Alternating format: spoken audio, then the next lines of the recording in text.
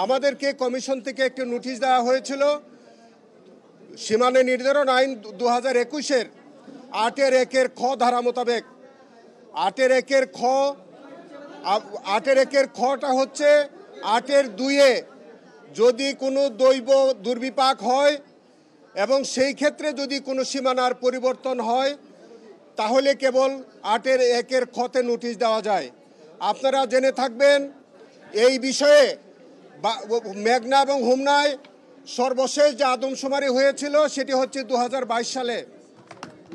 2022 সালে সর্বশেষ আদমশুমারির পর 2023 সালে মেঘনা এবং হোমনাকে একটি নির্বাচনী এলাকা হিসেবে ঘোষণা করে নির্বাচন কমিশন সেটাকে চূড়ান্ত গেজেট প্রকাশ করেছিল।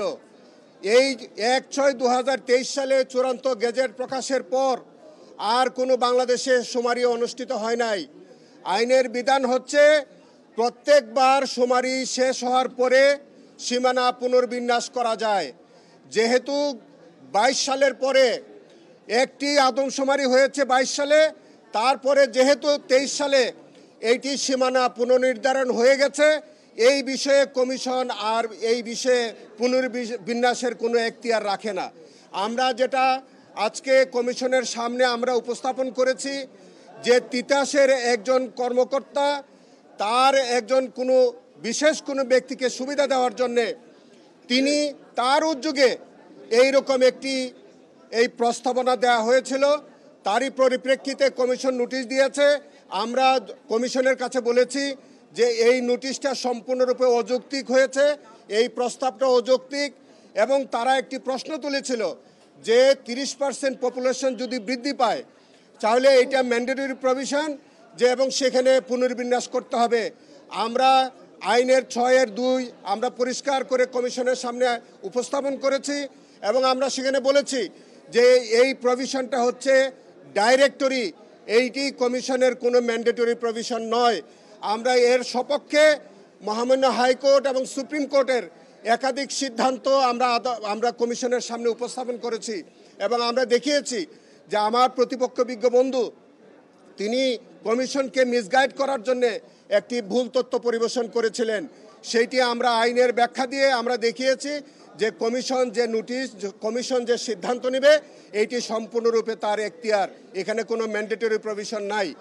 আমরা সর্বশেষ আমরা আশাবাদী আজকে যে শুনানি হয়েছে মেঘনা এবং হোমনা এইটা আগের মতোই কমিশন একটা কনস্টিটিউয়েন্সির মধ্যেই ওনারা অক্ষুণ্ণ রাখবেন বলে আমরা বিশ্বাস করি। কারণ দাউদকান্দি এবং তিতাস সম্পূর্ণ বিচ্ছিন্ন দুইটি উপজেলা, যার সাথে আমাদের দাউদকান্দি এবং মেঘনা সম্পূর্ণ বিচ্ছিন্ন উপজেলা, যার সাথে রাস্তাঘাটের কোনো যোগাযোগ নাই। আমার বিজ্ঞ বন্ধু ব্যারিস্টার উজ্জ্বল বলেছেন যে 1 ইঞ্চি কানেকশন নাই, অথচ এরকম একটি অযৌক্তিক একটা অবাস্তব প্রস্তাব দেওয়া হয়েছে। আইনে 3টি বিষয় আছে 6-2 3টি বিষয় কমিশনকে বিবেচনা রাখতে হয়। একটি হচ্ছে প্রশাসনিক সুবিধা, একটি হচ্ছে ভৌগোলিক অখণ্ডতা, আরেকটি হচ্ছে জনসংখ্যার ভিত্তিতে। এই 3টি বিবেচনা থেকেই আমরা আজকে আদালতের কাছে আমরা বাস্তব অবস্থা, সামাজিক অবস্থা, সমস্ত বিষয় এবং আইনগত ব্যাখ্যা দিয়ে আমরা আজকে কমিশনের কাছে আমরা এটা প্রমাণ করেছি যে মেঘনা এবং হোমনা এর সাথে আমাদের মেঘনা এবং তিতাসের কোনো সংযোগ হতে পারে না। এবং যে মেঘনা এবং হোমনা যে আগের যে কনস্টিটিউয়েন্সিটা আছে এইটাই হচ্ছে, এতে করে আমাদের ভৌগোলিক অখণ্ডতা বজায় থাকবে, এতে করে আমাদের প্রশাসনিক সুবিধা হবে এবং এখানে আমরা যে পপুলেশনের কথা যেটা বলা হয়েছে এইটা আমরা বাংলাদেশের অনেক কনস্টিটিউয়েন্সিতে আমরা দেখিয়েছি যে বাংলাদেশে আরও অন্তত পক্ষে 30টি কনস্টিটিউয়েন্সিতে আছে যেখানে পপুলেশন বেশি হওয়ার পরেও ওই আগের কনস্টিটিউয়েন্সি তারা বহাল রেখেছে।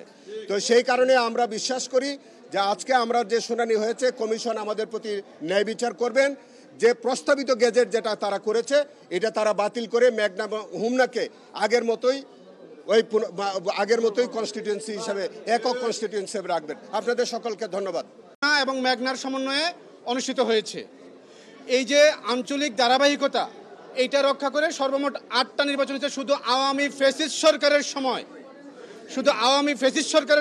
মাত্র 3টা নির্বাচন হয়েছে দাউদকান্দির সাথে মেঘনার সমন্বয়ে। যেই কারণে প্রশাসনিক যে বিন্যাস ছিল, প্রশাসনিক যে ব্যবস্থা ছিল, এটা অনেক ব্যত্যয় ঘটেছে। আপনারা জানেন সীমানা নির্ধারণ আইন 2021-এর 6-2 বলা আছে যে সীমানা নির্ধারণ করতে হবে প্রশাসনিক সুবিধা অসুবিধার কথা বিবেচনায় নিয়ে। হোমনা এবং মেঘনার প্রশাসন এমনভাবে ওতপ্রোতভাবে জড়িত যে আমাদের আইন শৃঙ্খলা রক্ষার স্বার্থে পুলিশের যে সার্কেল অফিস, সেটাও আমাদের হোমনা এবং মেঘনা উপজেলার সমন্বয়ে এখনও গঠিত আছে। সার্কেল অফিস একই সার্কেল অফিস। যদি হোমনা এবং মেঘনার সমন্বয়ে নির্বাচন হয়, সুষ্ঠু একটা নির্বাচন হবে এবং আঞ্চলিক অখণ্ডতা রক্ষিত হবে, আপনার প্রশাসনিক সুবিধা ঠিক থাকবে। ভোটারের যে সংখ্যাটা বলা আছে সেখানে থার্ড কন্ডিশনে আইনে বলা আছে ভোটার যত দূর সম্ভব রাখতে হবে, সামঞ্জস্যতা রাখতে হবে। ওয়াইরাজ এই কমিশন কি করেছে, ওনাদের বিজ্ঞপ্তিতে বলেছে যে 30% তারতম্য রাখবে, 30% ব্যবধান অ্যাকসেপ্টেবল হবে। কিন্তু মূল আইনে কোনো পার্সেন্টেজ দেওয়া নাই, কোনো সংখ্যার কথা উল্লেখ নাই। মূল আইনে যে জিনিস উল্লেখ থাকবে না সেই জিনিসের বাইরে যাইয়া এই বিজ্ঞপ্তি গ্যাজেট প্রকাশ করা হয়েছে। এই গ্যাজেটটা আইনের সাথে সাংঘর্ষিক।